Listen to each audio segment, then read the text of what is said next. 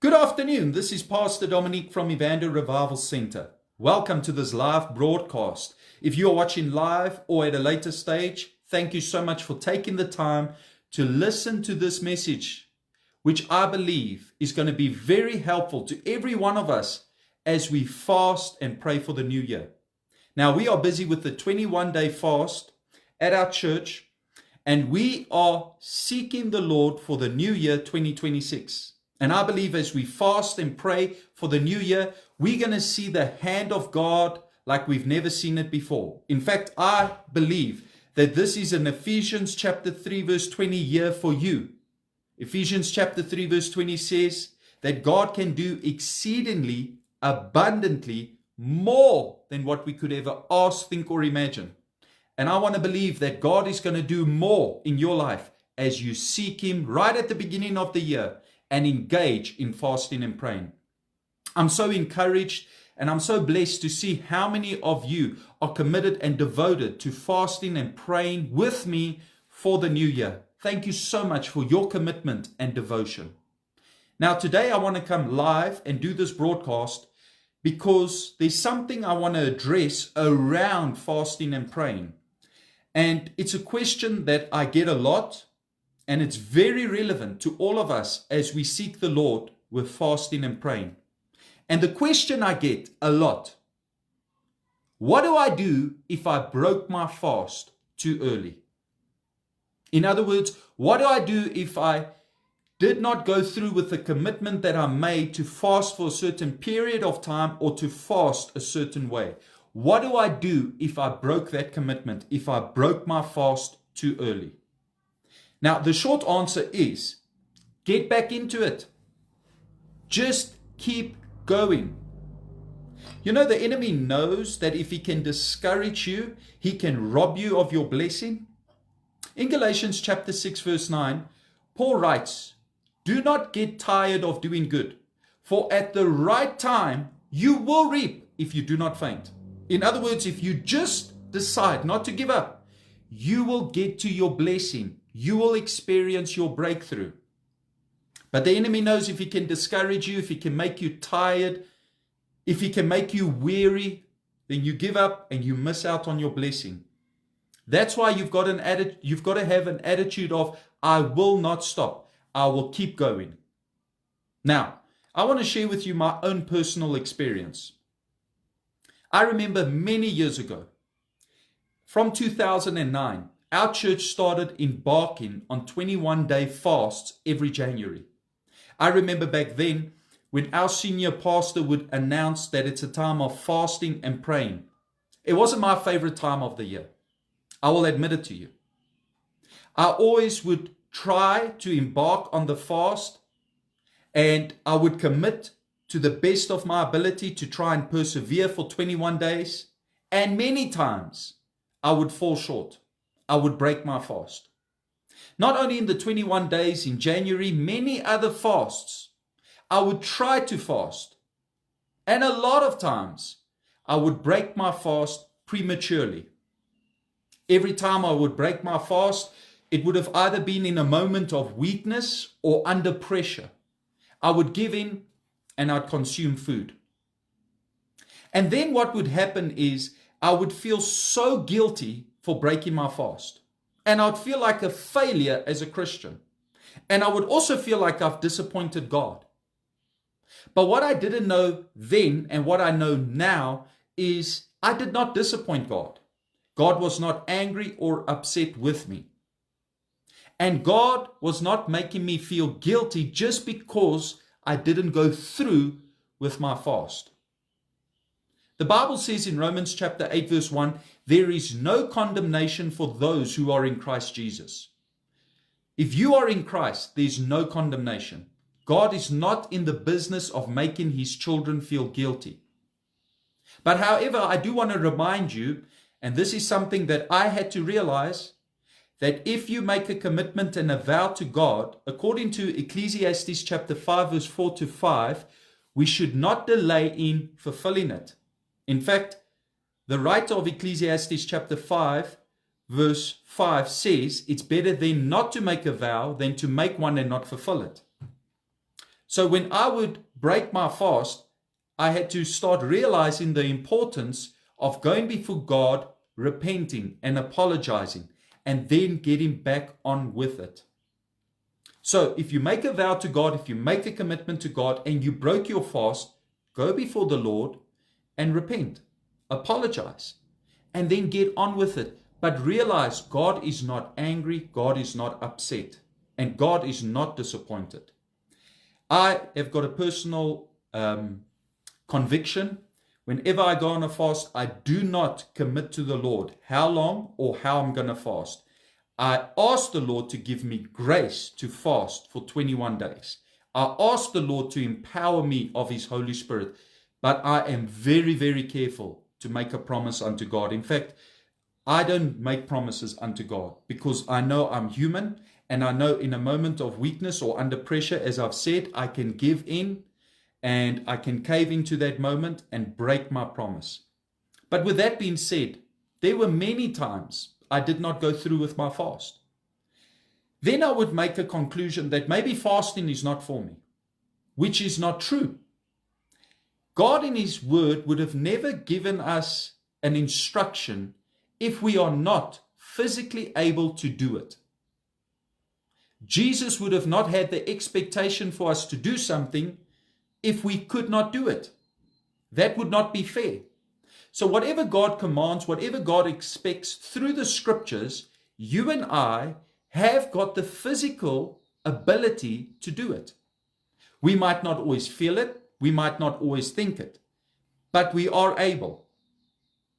And I believe with the strength that comes from God, with the empowerment of the Holy Spirit, you and I can fast. Later on, I realized that as I went on extensive fast, that's where I've got to be dependent upon the Holy Spirit. I've got to ask the Holy Spirit to help me. I've got to ask the Holy Spirit to give me the ability to endure. Over time, as I kept trying to fast, as I kept persevering, eventually it became easier and easier and easier. And I want to encourage you, it does get easier. But don't feel condemned, and don't allow the enemy to make you feel guilty. And don't conclude that fasting is not for you. Maybe it might not be the fast you wanted to do right now. Maybe you should go a little bit back on your commitment and do maybe an easier fast. But operate according to your grace. A mistake I made a lot of times in fasting and praying when I used to fail is I heard how somebody else was fasting, and I would try and do what they did because, man, they seemed so blessed. And then I would fall so far short. And later on I had to realize I've got to operate according to my grace. And I've got to operate according to how the Lord is leading me, not according to what somebody else did. For me, fasting started working when I started small. I had to hit the reset button on fasting, and I started small. And I remember it was in 2019 when fasting really started working in my life. After so many years of failing on fasting, I made a decision that every Friday I would fast up until 12 o'clock. Now for me, that was big because I was used to eating all the time. I love to eat. I would eat late at night. I would eat early in the morning. So for me, not to eat breakfast was a big sacrifice. And that's what I did. I made a decision in 2019 that every single morning on a Friday, I would give up my breakfast and I'd fast. And man, was it a struggle. But as I kept doing it, eventually it became so easy.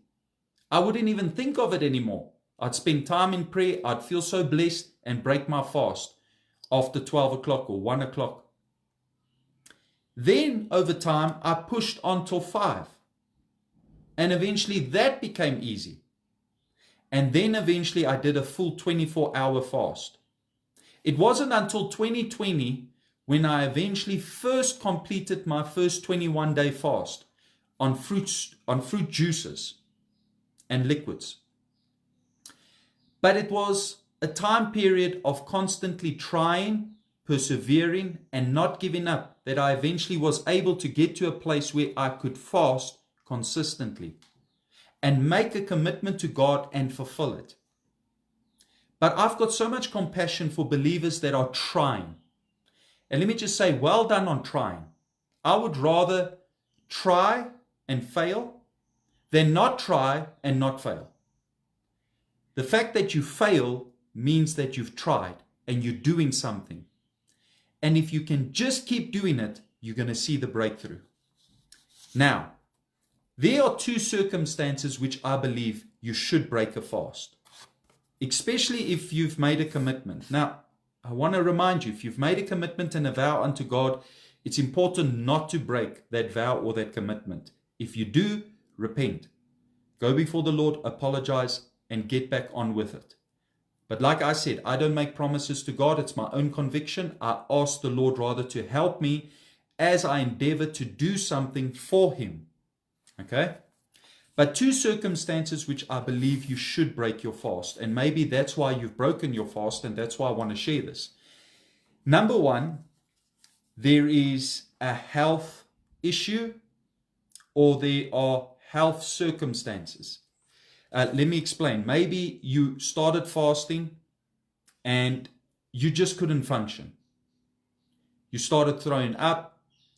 You started having dizzy spells and you felt like you're going to pass out. Maybe you started feeling sick. Maybe, you got such bad migraines, your head is thumping and you can't function. You got to literally go lie down. Under those circumstances, I believe you should eat something or make your fast easier. But I would not recommend that you continue with the fast under those circumstances. The reason being is because you can hurt your body. Remember, your body has to adjust to what you are doing. Okay? So that's the first circumstance. I remember, I think it was 3 or 4 years ago, I embarked on a 21-day fast. And after 7 days, all of a sudden, I got such intense cramps in my chest that I really thought at that moment, you know what? I'm going to have a heart attack. I had pain, a thumping pain that was in my shoulder, going down into my arm and even up into my neck. And I was very concerned. And I went and did a church service on the Sunday night. I'd been fasting for 7 days, but it was sore. And I even started feeling very anxious, sweating a lot. And I came home and I had to break my fast. I broke my fast, but then I just got back on with it. So for that one night, I broke my fast, but I was committed to keep going on with the fast. So at that point, I had done 7 days of liquids. But when I broke my fast, I decided that for the rest of the fast with the church, I will do a Judges chapter 20, verse 26 fast. And that's what I did. I just made my fast easier. And then I did research and I realized that I had what was possibly an electrolyte imbalance. I did not have enough minerals in my body. I was drinking way too much water. I was flushing out all my minerals and I must have flushed out my electrolytes. And as a result, I started cramping up in my chest. I was also cramping up everywhere else in my body. So I went and started purchasing electrolytes and I was able to consume electrolytes and I feel much better. In fact, since I've learned that, I haven't had cramps like that ever again. So we are all learning. That's why it's important to have a mentor in your life that is led by the Lord, that has been where you are going, so that they can learn you not to make the same mistakes that they made. And that's what I hope I can do for you. So I purchased electrolytes from there. If I go on a fast, I drink 1 sachet to 2 sachets of electrolytes every single day. So the first circumstance is there's physically something wrong. Okay? And by the way, if you are on medication, you should not be fasting without your doctor's permission. If you're under treatment, you should not be fasting without your doctor's permission. If you are nursing, breastfeeding, you should not be fasting. If you are pregnant, you should not be fasting. If you are above the age of 60 years old, I would not encourage you to fast without strong conviction from the Lord. A lot of times when people physically feel like they can't continue fasting, it's because they fall into one of those categories. And a lot of time I will say to them, try an easier fast. Be more merciful on yourself. Be more gracious to yourself. Okay? Don't put your body into shock. It's not a good testimony if you land up in casualty at the hospital because you were trying to do a fast and you were so strict with yourself and you could not see that fast through. That's not a good idea. Okay? If God gives you the grace, He will give you the ability to endure, but operate according to the grace God gives you. The second circumstance which I believe is okay for breaking a fast is if there's a crisis or a responsibility that you must pay attention to. These are things that will arise that we never expected or anticipated. And these things do happen. Life does happen. And then we come under pressure and there are things we need to pay attention to. And sometimes it might even demand that you are physically focused, that you are at your best. And you got to then sometimes break your fast. I know once I went on a 10-day fast and I was maybe day 3 into this 10-day fast, and a crisis arose in the church, a big crisis. And I was just not feeling good. I was not feeling energetic. And I broke my fast. And I went before the Lord. I repented. I said, Lord, I'm sorry. I wanted to do this 10-day fast. I just can't do it. I'm not as focused as what I should be. I did not anticipate this crisis. I did not anticipate this problem. But Lord, please release me from this fast. And I went off the fast. So there are circumstances for which I believe a person can and should break a fast. Okay? But there are circumstances which I believe you should not break the fast. And if you've broken the fast because of these circumstances, then I believe you should just continue. The first circumstance for not breaking a fast is you got hungry or you craving food. Now that's normal. If you go on a fast, expect to be hungry and to crave food. That is absolutely normal. And if you did break your fast because you were hungry or because you had cravings, then you should continue with your fast. Okay? The second circumstance is you feel very irritated, frustrated. People are irritating you. You're feeling grumpy. That's not a good enough reason to break your fast. Remember, your flesh is being subdued. And as your flesh is being subdued, your flesh does not like what it's going through. So your flesh is very upset and very irritated. So it's natural that you're going to have this kind of response, that you're going to feel grumpy, that you're going to feel frustrated and irritated. If you broke your fast as a result of that, just keep fasting. Okay? Maybe there are thoughts in your mind. This is another circumstance. Your mind is telling you it's better you should break your fast. It's not helpful. What happens if you don't see the answer that you are looking for? Thoughts. Our thoughts can mess around with us. And I know this to be true. It's happened with me as well in the past. You've got to sometimes look past those thoughts, overcome that thinking, and make a decision that you're going to push on. Okay? Maybe you're feeling emotional on the fast. Again, this is back to the flesh. The flesh doesn't like what you're doing. So there are going to be emotions. Okay? This is a normal part of fasting. Like it is with getting hungry or having cravings or being irritable. This is normal. All of us experience it to a certain degree. Okay? Maybe you're tired or you've got low energy. A lot of times, tiredness and low energy can be fixed by just taking some sachet vitamins or electrolytes, or just consuming a little bit more electrolytes. Then you can get energy. But just the circumstance of being tired or having low energy is not a good enough reason not to continue with your fast. Maybe you feel discouraged because you're not seeing the breakthrough that you expected. So now you want to stop fasting. Not a good enough reason to stop fasting. Remember, this is something that we do to get closer to God, to subdue our flesh. And with that, we've got an expectation that God will reward us and that we will experience and see breakthrough. But it does not always happen instantaneously. Okay? A lot of the breakthrough I've seen when I've fasted, it took a while to manifest. Okay? So, if you're not seeing breakthrough, you're discouraged, don't stop fasting. Who knows? It might happen quicker than you think. Okay? Another reason, another circumstance for not breaking a fast is you feel busy and you've got a lot of commitments. Now, I said earlier, if you have a crisis or responsibility and it demands your focus and you have to really pay attention to that, that would be a good enough reason to break the fast. But if you're just busy, it's not a good enough reason to break the fast. We're all busy. We've all got commitments. A lot of the people I know that do extensive fasts, 21 days, 30 days, 40 days, a lot of them, if I look at their lifestyle, they are very busy. Although to the best of their ability, they try and devote their time to prayer and Bible reading, they've still got normal everyday commitments.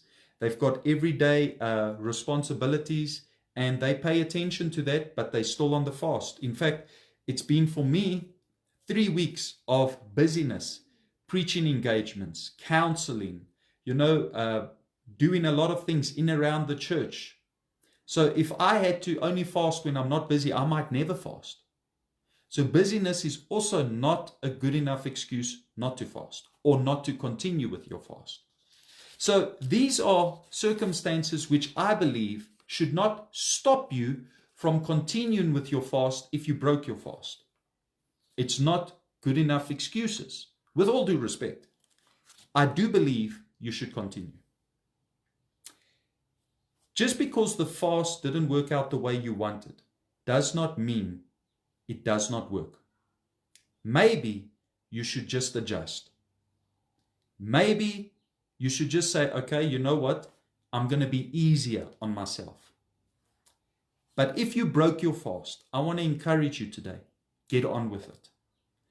I want to leave you with this scripture. Proverbs chapter 24 verse 16 says, "For though the righteous fall 7 times, yet they will rise again." Although the righteous fall 7 times, they will rise again. What's one of the characteristics of a righteous person? They get up when they fall. They get up when they fall. Somebody once said, what's the difference between a quitter and a winner? The winner got up one more time than the quitter. And I believe you are not a quitter. I believe you are a winner. I want to encourage you. If you broke your fast, keep going on with your fast to the best of your ability. And as you do it this year, I believe you're going to see the hand of God like you expected right at the beginning of your fast. And then, when the next fast comes, we go at it again. Next year, we try again. And we keep doing it. And I believe as you keep doing it, as you keep persevering, eventually, you will be able to do extended fasts. You will be able to do water fast. You'll be able to do the fast that you so desire to do. But keep going. Don't stop. This is Pastor Dominic, and I want to share this encouragement and this thought with you today. God bless you.